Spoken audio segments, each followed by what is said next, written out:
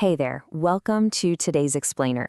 I want you to think of this as your calm, lo-fi study session all about the materials that are, quite literally, shaping our world. So to settle in, maybe grab a coffee, and let's explore the hidden, microscopic architecture of the everyday objects sitting right in front of you. You know, it's a funny, everyday observation, isn't it? If you've ever accidentally left a plastic spatula resting on a hot frying pan, you've definitely seen it soften, warp, and kind of melt into a puddle. But on the flip side, if you were to somehow heat up one of those old-school hard plastic wall sockets, it wouldn't melt at all. It would just scorch, turn black, and decompose. Well, let's dive into this and uncover why chemistry gives these materials such completely different fates. So to really understand what's going on, we need to look at what these materials actually are at their core. They're polymers, and the word itself breaks down quite beautifully, actually. In Greek, poly means many, and mer means units. So a polymer is basically just a massive molecule formed by linking together a ton of smaller molecules. It's kind of like a giant long chain of paper clips. Thermoplastics are a specific, totally magical category of these polymers. Their ultimate superpower?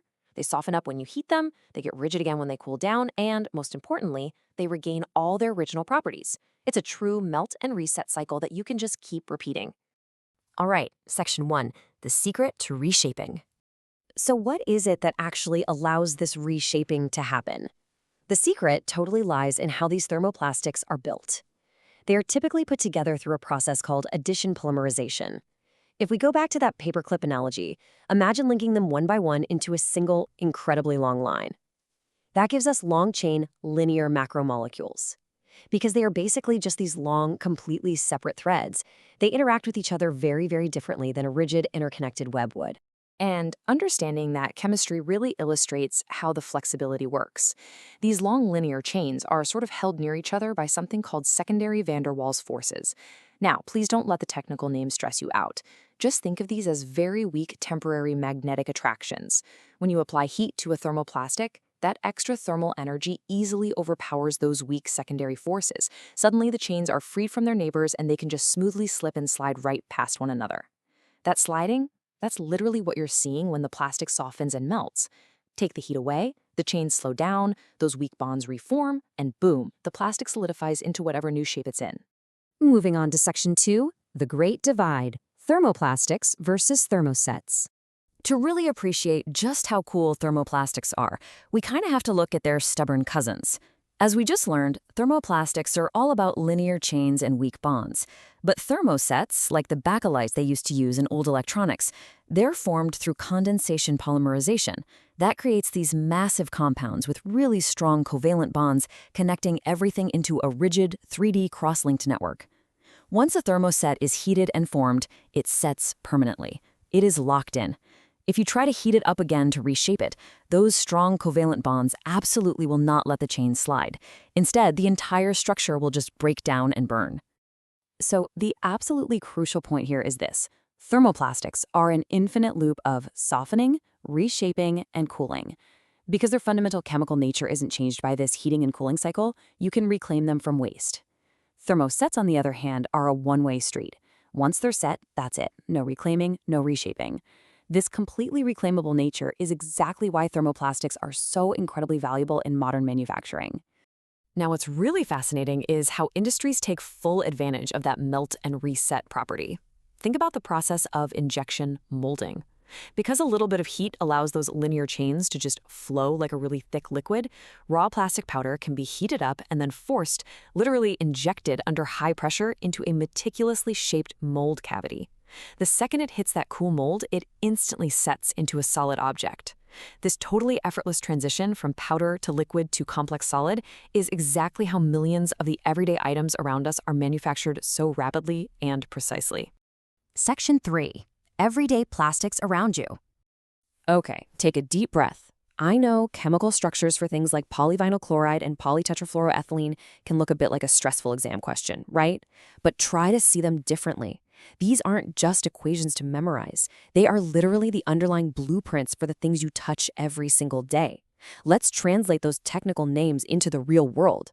First up, polyvinyl chloride. We all know it as PVC. Because it's chemically inert and can be made super flexible, this is the exact material keeping you dry in your raincoat, protecting your desk as a tablecloth and safely insulating the charging cable you use for your laptop. Then there's polytetrafluoroethylene. Yeah, let's just call it Teflon. Thanks to these highly electronegative fluorine atoms, it has insane chemical resistance and toughness, which makes it the literal magic non-stick coating on your frying pans. Then we have polycarbonates. Actually, think of polycarbonate as transparent armor. It's what protects a lot of electronic components. And PMMA, which most of us call plexiglass, gives it that perfect glass-like clarity in modern furniture and optical lenses.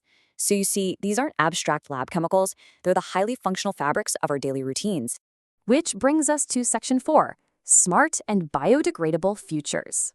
This ability to reshape plastics is driving some truly futuristic engineering right now. Enter PLA, or polylactic acid. This stuff is a revolutionary step forward in material science. It's a biodegradable, aliphatic thermoplastic polyester. But honestly, the coolest part is where it actually comes from. Instead of being pumped out of the ground as petroleum, PLA is synthesized from renewable resources. We're talking things like cornstarch, tapioca roots, or sugarcane. It's honestly beautiful when you think about the chemistry involved here. We're talking about industrial engineering perfectly harmonizing with nature. You get lactic acid through the bacterial fermentation of plants like sugarcane, and then, through condensation polymerization, it transforms into PLA, a highly functional, industrial-grade thermoplastic born right out of a cornfield. And PLA is actively changing how we create stuff. For example, if you've ever used a 3D printer in your campus lab, you are almost certainly melting and reshaping a spool of PLA filament. Because it's heat-resistant up to a point, but ultimately biodegradable, it's pretty much the perfect material for compostable food packaging and grocery bags. And in the medical field, it's used for targeted drug delivery devices and even those surgical sutures that just safely dissolve in your body. It takes that core melt and reset superpower of thermoplastics and applies it in a deeply eco-conscious way. Now, if we want to take adaptability to the absolute limit, we have to talk about shape memory polymers, or SMPs. Think of these as plastics that can literally remember their original shape. Materials like poly-L-lactic acid can hold a temporary, deformed shape, but then completely transform when exposed to a specific trigger, usually a change in temperature. They physically transition from a hard, glassy state into a soft, rubbery state. And remarkably, they snap right back to their programmed original shape. The real-world uses for this are absolutely staggering. Imagine medical stents that can be inserted into the body in a tiny, compressed, minimally invasive shape. Then, simply by reacting to the warmth of the patient's body temperature, they gracefully expand into their perfect structural form. In the world of soft robotics, SMPs act as grippers that can change shape to handle delicate tasks or adapt to totally new environments. We're even seeing smart textiles that adjust themselves to the wearer's body shape or to the humidity levels outside just to improve comfort. A material's sheer ability to reset is literally driving the next generation of intelligent engineering. So as you're sitting in your dorm room or at your workspace today, maybe take a quick second to appreciate the incredibly humble plastics around you. They aren't just static, boring objects. They are beautifully engineered molecular chains, constantly slipping, sliding, and holding firm to make our modern life possible. The power to reclaim, rethink, and reshape these materials isn't just a neat chemistry trick. It's the very foundation for building a much more sustainable and adaptable future. So how might you use this understanding of thermoplastics to reshape your own field of study? Thank you so much for joining me for this explainer. Keep learning, keep questioning, and keep observing the amazing world around you.